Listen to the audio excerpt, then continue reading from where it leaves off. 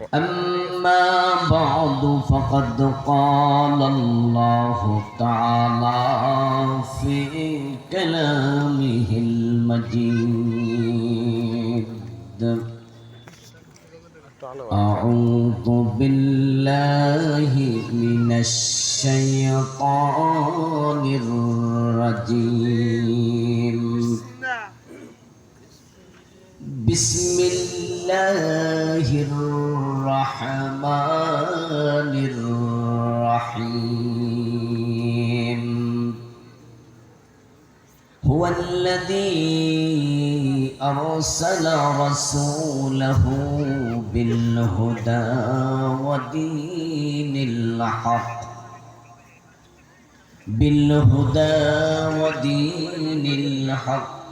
ليظهره على الدين كله ولو كره المشركون. قال النبي صلى الله عليه وسلم الإسلام يعلو ولا يعلى عليه. وقال النبي أيضا كانت بنو إسرائيل تسوسهم الأنبياء كلما هلك نبي خلفه نبي وإنه لا نبي بعدي أو كما قال النبي عليه الصلاة والسلام. সকলে দুরূদ শরীফ পড়ুন। আল্লাহুম্মা সাল্লি আলা মুহাম্মাদিন ওয়া আলা আলি মুহাম্মাদ কামা সাল্লাইতা আলা ইব্রাহিম ওয়া আলা আলি ইব্রাহিম ইন্নাকা হামিদুম মাজিদ। আল্লাহুম্মা বারিক আলা মুহাম্মাদিন ওয়া আলা আলি মুহাম্মাদ كما باركت على إبراهيم وعلى آل إبراهيم إنك حميد مجيد. اللهم صل وسلم وبارك عليه.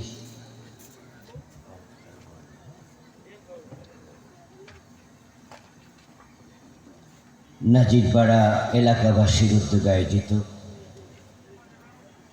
আজকের এই চমৎকার 20তম বার্ষিক তাফসীরুল কোরআন মাহফিলের সম্মানিত প্রধান অতিথি বাংলাদেশ জামাত ইসলামী চট্টগ্রাম মহানগরীর সম্মানিত আমির নন্দিত জননেতা সাবেক সংসদ সদস্য আমাদের প্রিয়জন মোহতারাম আলহাজ শাহজাহান চৌধুরী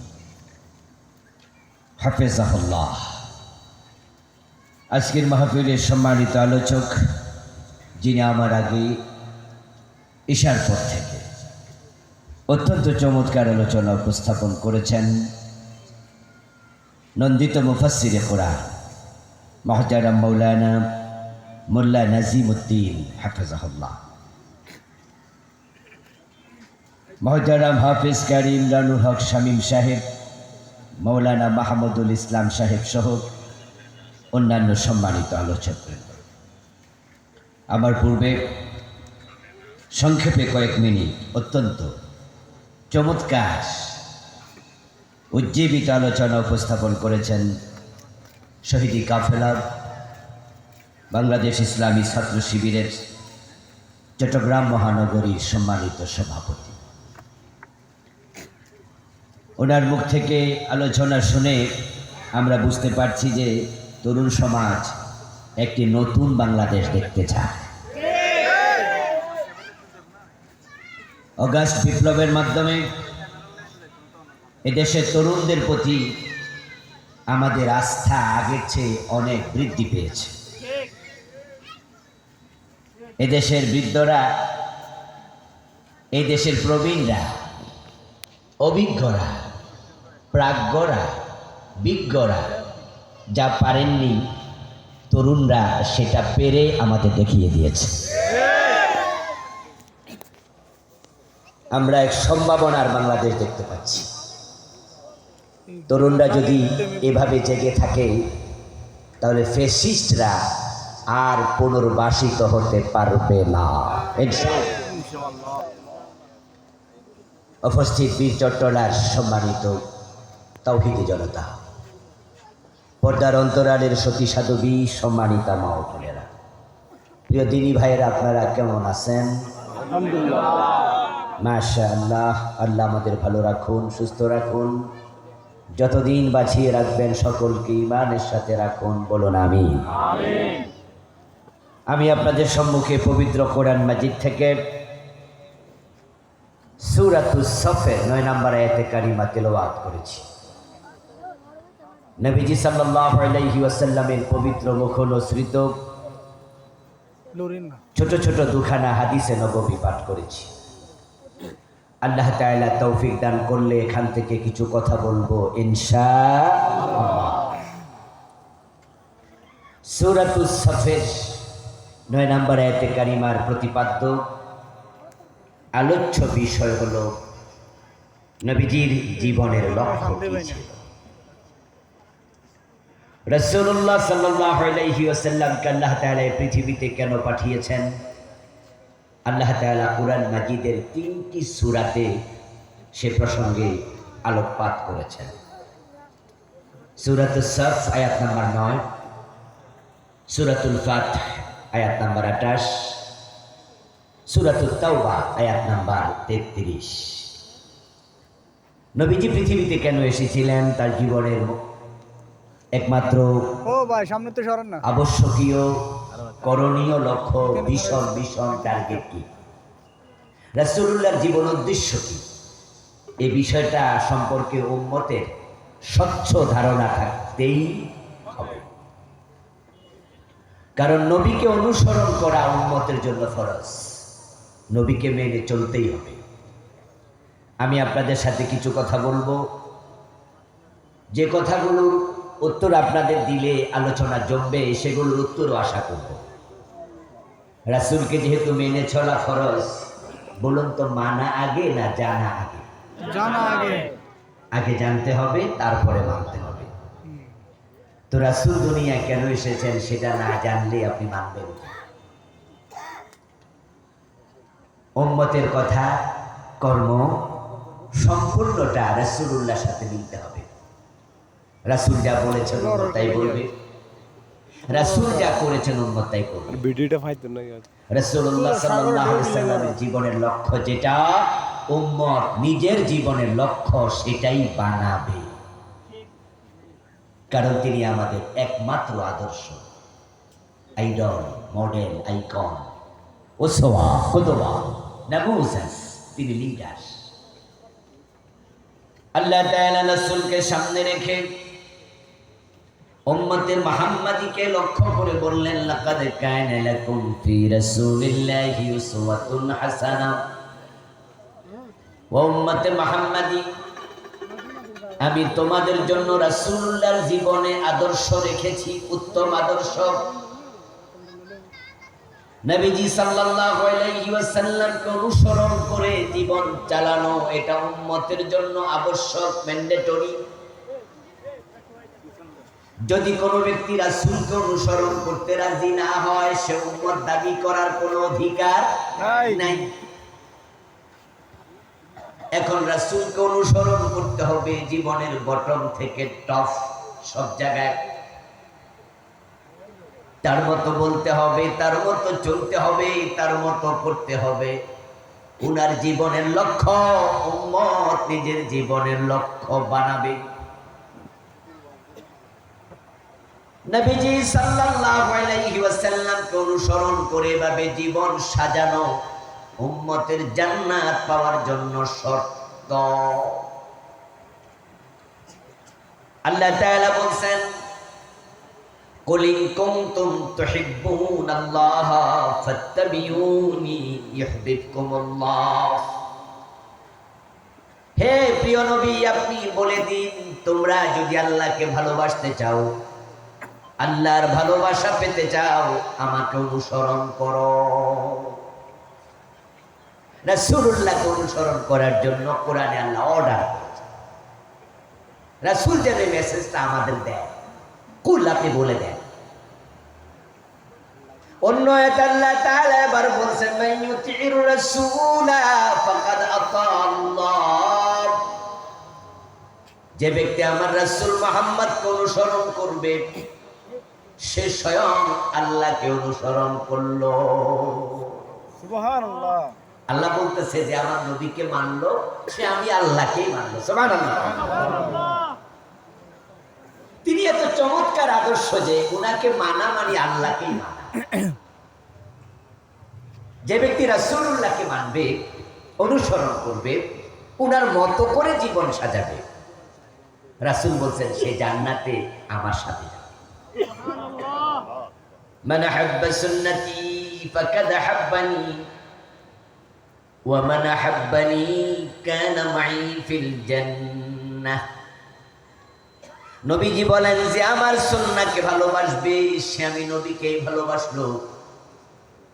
আর যে আমার সুন্নাহকে ভালোবাসার মাধ্যমে আমি নবীর ভালোবাসার প্রমাণ দিল, কানা মাই ফিল জান্নাহ, সে জান্নাতে আমার সাথে ঢুকবে। আজকের মাহফিলে আমরা যারা এসেছি, আমরা সবাই জান্নাতে যেতে চাই না? চুপ থাকা যাবে না, কথা বলতে হবে তো। আমরা জান্নাতে যেতে চাই। হ্যাঁ, জান্নাতে যাওয়ার জন্যই তো আমাদের এই আয়োজন। আল্লাহর জান্নাত পাওয়ার জন্যই তো আমরা শহীদ হতেও রাজি হয়ে যাই, ঠিক কিনা? আমাদের সবকিছু আল্লাহর জান্নাতের জন্য। সারিউ ইলা মাগফিরাতিন মির রাব্বিকুম ওয়া জান্নাহ। আল্লাহ বলে জান্নাতের দিকে দৌড়াও। এই জান্নাত পাওয়ার জন্যই তো আমরা বাংলাদেশে আল্লাহর এমন কিছু বান্দাকে দেখেছি যারা হাসতে হাসতে ফাঁসির মঞ্চে চলে গিয়েছেন। আল্লাহর জান্নাত পাওয়ার জন্য ফাঁসির রশিকে বরণ করেছেন। জালেমদের সাথে সামান্য আপোষ করেন নাই। সামান্য একটু আপোষ করলে আর ফাঁসি হতো না। আল্লামা সাইদি রাহিমাহুল্লাহকে প্রস্তাব দেওয়া হয়েছিল জেলখানায় যে আপনি যে ইসলামী আন্দোলন করেন, যদি আপনি এটা থেকে পদত্যাগ করেন, তাহলে আমরা আপনাকে জেল থেকে মুক্তি দিয়ে দেব। একটু আপোষ যদি করতেন যে ঠিক আছে, ইসলামী আন্দোলন এটা করলাম না, নতুন আর একটা বানাবো, অথবা অন্য একটা আন্দোলনে যোগ দিলেই তো হলো। একবারে যেটা আমি করি এটা করাই তো ম্যান্ডেটরি না। ইসলামী আন্দোলন তো যে কোনো একটা করলেই হয়। আন্দোলন করা না ফরজ, নির্দিষ্ট দল করা তো আর ফরজ না। এই জাতীয় কথা বলে উনি আপোষ করতে পারতেন, কিন্তু আপোষ করেছেন না। উনি জানতেন যে প্রস্তাবটা ভালো প্রস্তাব নয়। কারণ বাংলাদেশে আল্লাহ দ্বীন কায়েমের জন্য যে আন্দোলনগুলো আছে, তার মাঝে উনি যেটা করতেন এটাই সবার সিরিয়াল 1 নাম্বার। ওটা তিনি ছাড়বেন কেন? কোন কারণে ছাড়বেন? কেন আপোষ করবেন? মুক্তি পাওয়ার জন্য। মুমিনের কাছে দুনিয়ার মুক্তির চেয়ে আখিরাতের মুক্তি বেশি অগ্রগামী। ওটা ইম্পর্টেন্ট।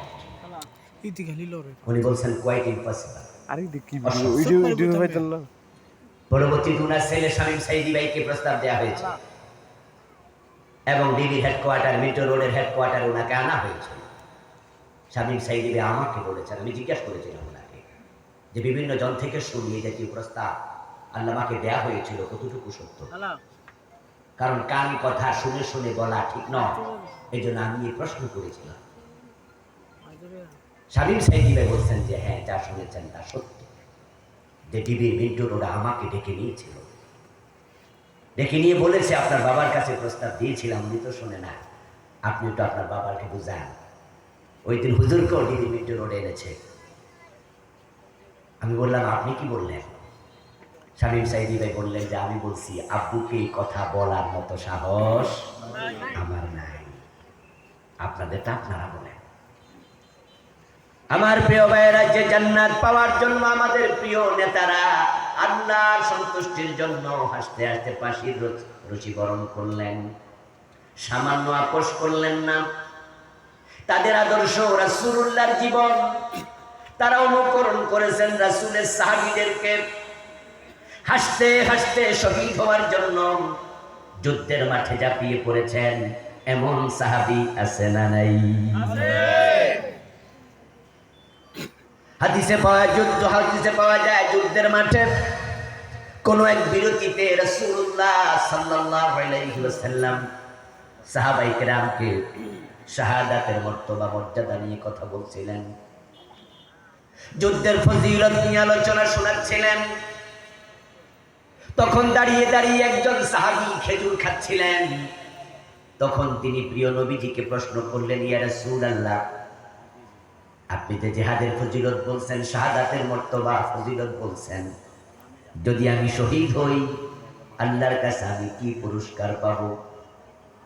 নবীজি সাল্লাল্লাহু আলাইহি ওয়াসাল্লাম তখন বলেন, ও আমার সাহাবী, যদি তুমি শহীদ হতে পারো তাহলে আল্লাহ তাআলা শাহাদাতের সাথে সাথে ডাইরেক্ট তোমাকে জান্নাত দিয়ে দেবেন। তুমি আল্লাহর জান্নাতে যাওয়ার জন্য কবর অপেক্ষা করা লাগবে না, হাশরের ময়দানে অপেক্ষা করা লাগবে না, মিজান ফুলসিরাত পর্যন্ত অপেক্ষা করা লাগবে না। অন্য আল্লাহর প্রিয় বান্দারা জান্নাত পাবে হাশর নশরের পর, আর যারা শহীদ তারা জান্নাত পায় শাহাদাতের সাথে সাথে। আল্লাহর হাবিবের পবিত্র জবানে এই কথা শোনার সাথে সাথে ওই সাহাবী হাতের খেজুরগুলো আর খান নাই। তিনি বলেছিলেন, যদি শহীদ হলে ডিরেক্ট জান্নাত পাওয়া যায় তাহলে খেজুর খেয়ে আর সময় নষ্ট করতে চাই না। যে জান্নাত পাওয়ার জন্য যুদ্ধের মাঠে সাহাবারা জান দিয়েছেন, আল্লাহর জান্নাত পাওয়ার জন্য আমাদের লিডাররা হাসতে হাসতে ফাঁসির মঞ্চে গিয়েছেন। ওই জান্নাত পাওয়ার জন্য আমরা আজকের এই মাহফিলে এসেছি।